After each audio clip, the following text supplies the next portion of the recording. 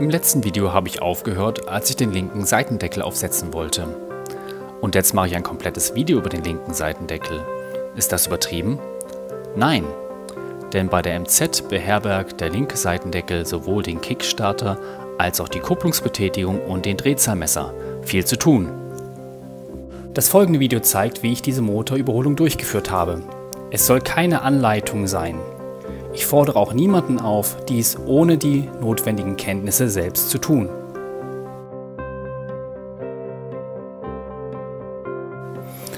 Zu allen Reparaturen an meinen MZ-Motorrädern konsultiere ich vorher die zur Verfügung stehenden Reparaturhandbücher. Wir schreiben das Jahr 2022. Seit knapp einem Jahr liegt der Motor der MZ ETZ 250 auf meiner Werkbank und wird überholt. Ja, ich lasse mir wirklich Zeit. Aber ich habe auch gute Gründe dafür. Letztens ist es einfach der Sommer. Der war ja wirklich brachial schon seit Juni und mir fielen einfach andere Sachen an ihn als Motorschrauben. Zum Beispiel eine Motorradtour machen. Ich war mit der MZ ES 150 unterwegs. Wir sind bis auf 2700 Höhenmeter gekommen. Darüber werde ich demnächst auch ein Video machen. Könnt ihr euch schon mal drauf freuen.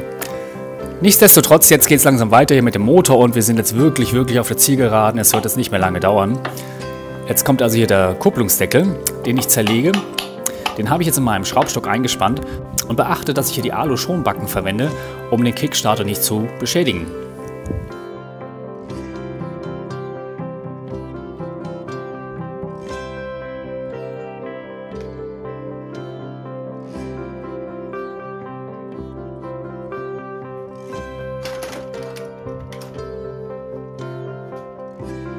Ich klopfe jetzt diesen kleinen Keilstift heraus und dann lässt sich der Kickstarterhebel einfach abnehmen. Das Teil sieht aus eigentlich wie neu. Wenn das schon häufiger außen eingebaut wäre, wäre das sicherlich schon verranzter. Aber so ist es wirklich noch in einem guten Zustand. Und jetzt achtet man auf die Vorspannung. Da ist nur eine halbe Umdrehung Vorspannung drauf. Also ich dachte eigentlich, das wäre mehr. Aber das ist absolut ausreichend und so werde ich es nachher auch wieder einstellen.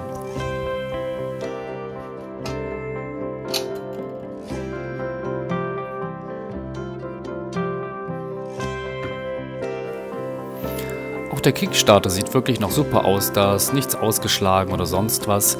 Den kann man einfach so wieder einbauen. Deshalb bleibt mir jetzt eigentlich nur hier die Gummiringe auszuwechseln, damit hinterher kein Öl rausläuft.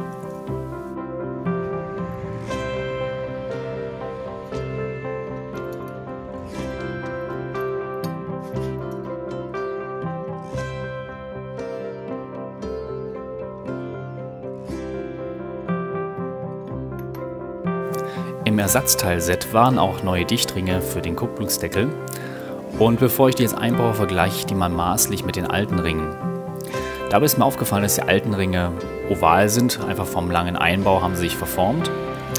Lustigerweise sind die neuen Ringe auch leicht oval, aber grundsätzlich passt das mal so weit zusammen, was die Maße angeht. Deshalb kann ich die neuen Ringe auch einbauen.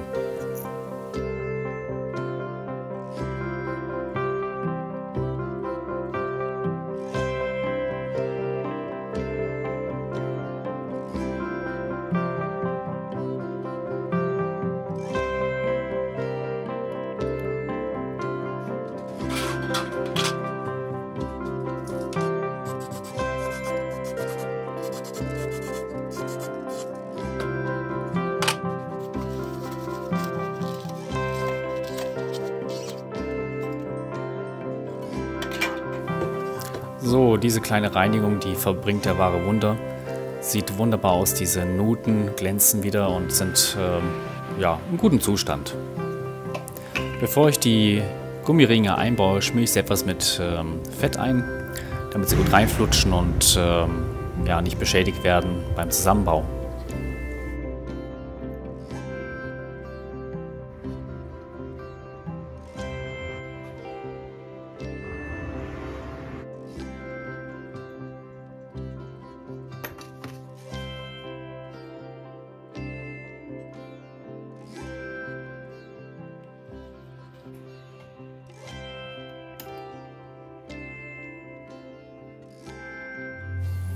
Auch die Kickstarterwelle schmiere ich etwas mit Fett ein, damit sie gut durch den Gummiring durchflutscht.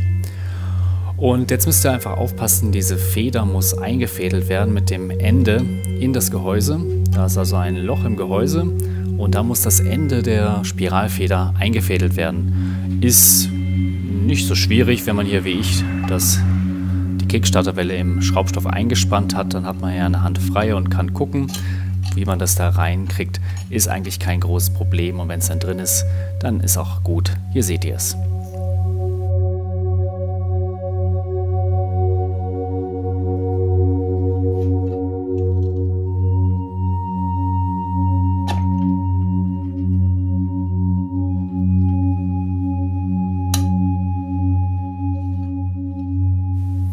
Und wie vorher schon angekündigt, mache ich jetzt diese halbe Umdrehung Vorspannung zwischen Kickstarter und Gehäuse rein. Und dann stecke ich den Kickstarterhebel drauf und fixiere das dann mit der Keilwelle, die das dann gegen Verdrehung schützt.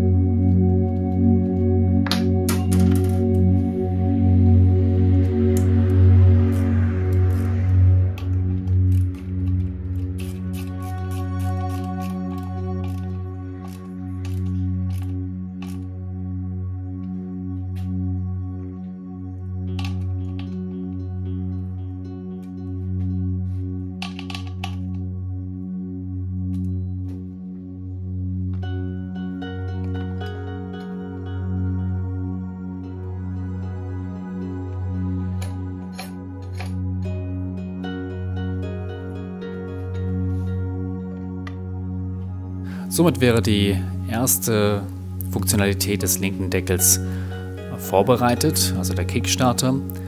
Jetzt geht es um das Stützlager der Kurbelwelle, was sich im Kupplungsdeckel befindet. Im Grunde ist das im Zusammenhang mit der Kupplung zu sehen. Und hier seht ihr jetzt mal noch ganz kurz, auch hier habe ich das Kugellager ausgetauscht. Das ist aber schon länger her, da gab es auch keine HD-Aufnahmen.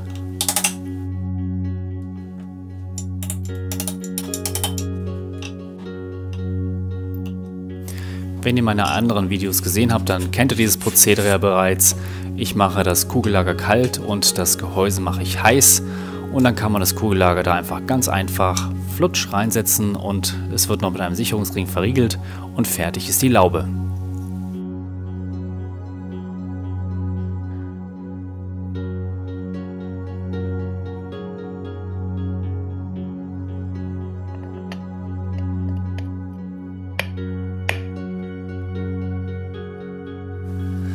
Dieses Stützlager sitzt recht stramm im Gehäuse, muss es ja auch, denn schließlich ist es ja das Stützlager für die Kurbelwelle.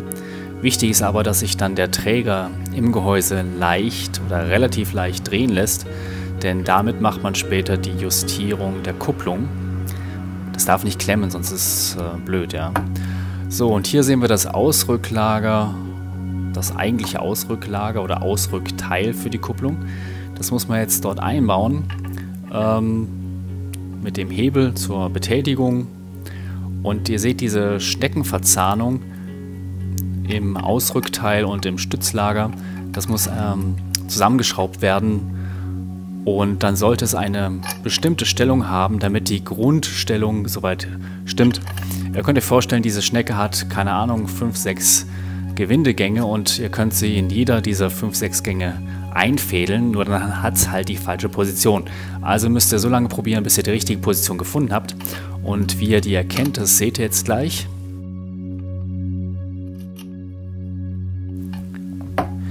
Nämlich der Hebel muss dort ungefähr an dieser Stelle sitzen. Und auf der anderen Seite im Stützlager, da sind 2 Markierungen, seht ihr die? Die sollen so rechts unten wegschauen. So nach Buch heißt es eigentlich zwischen Ölkontrollschraube und Gehäuseschraube sollten die durchpeilen. Ja, stimmt so ungefähr. Für mich ist das gut genug.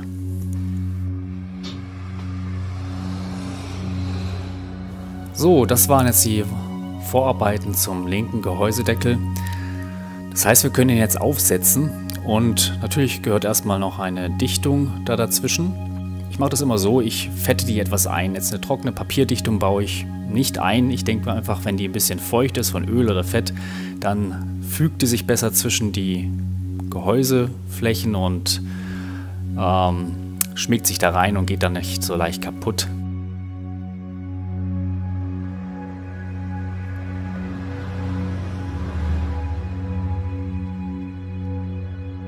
Interessant zu sehen, aber jetzt auch nutzloses Wissen ist, dass da oben rechts über der Kupplung, da gab es wohl mal noch ein extra Gewinde.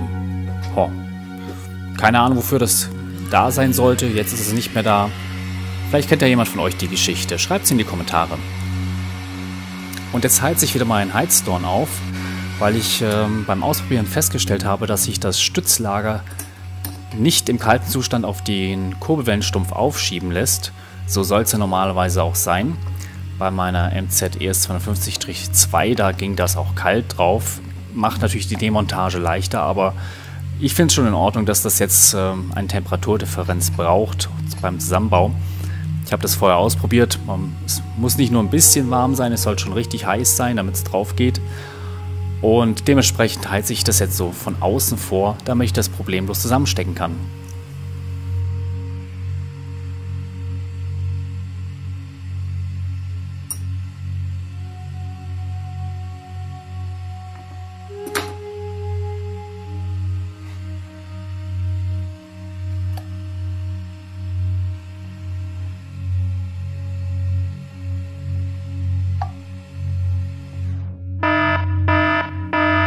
Und hier noch ein wichtiger Hinweis, weil man das im Video nicht sieht. Das Halteblech des Kickstarters muss ausgerichtet werden zum Gehäuse. Bitte achten Sie vor der Montage drauf. Es ist weniger kompliziert, als es hier aussieht. Ja, also wenn man das alles berücksichtigt hat und aufgepasst hat, dann gleitet jetzt der Seitendeckel gut auf den Motorblock drauf. Und nachdem ich das dann zusammengeklopft habe und die Schrauben mit Dichtungen eingesetzt habe, überprüfe ich natürlich auch nochmal, dass der Kupplungsmechanismus sich bewegt. Gerade hier diese Einstellmöglichkeit, dass das gut läuft. Und ganz am Ende einfach nochmal den Kickstarter drücken, ob der auch wirklich sich bewegt oder ob das Halteblech vielleicht doch an der falschen Position ist. Und dann wäre es eigentlich gewesen.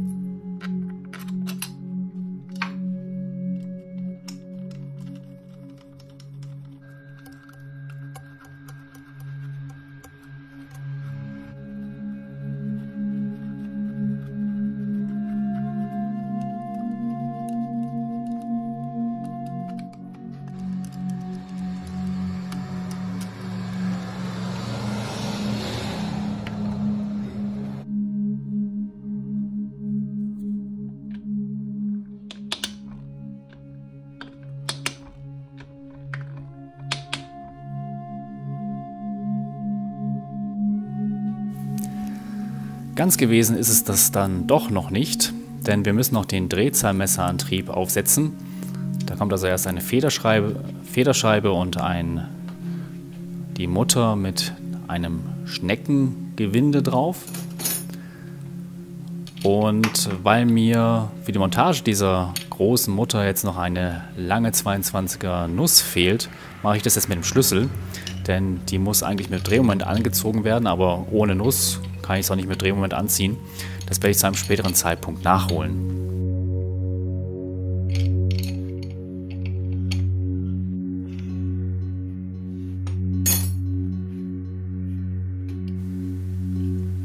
Dann kommt jetzt die Stellscheibe für die Kupplung und ein Dichtring für den Deckel.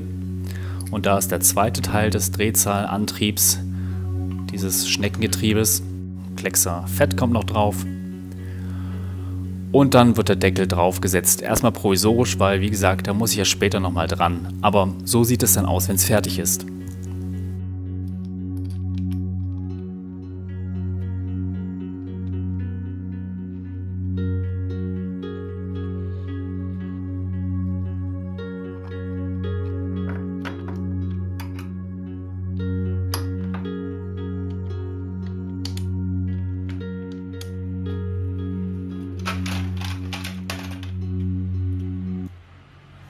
Ja, alles was man nicht gleich macht, darf man später auch nicht vergessen. Deshalb markiere ich mir jetzt hier diesen Deckel, dass ich da später nochmal dran muss.